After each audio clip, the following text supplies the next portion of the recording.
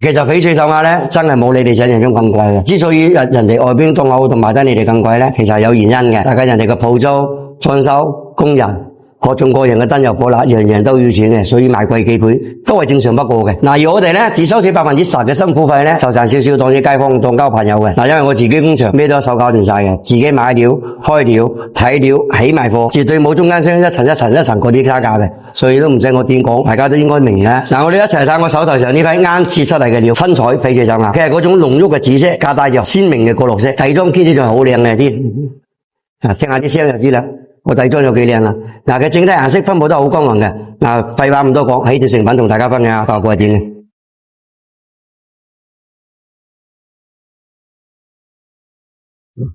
像呢啲唔需要急嘅，一定要精挑細選，慢慢咁整。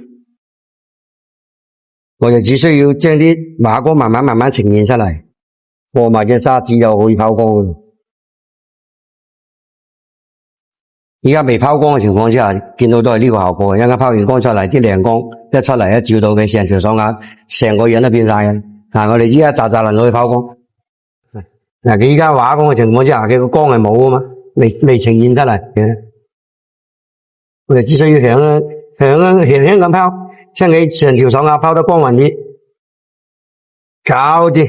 嗱，我哋依家整埋個內圈，一條成品就搞掂噶啦。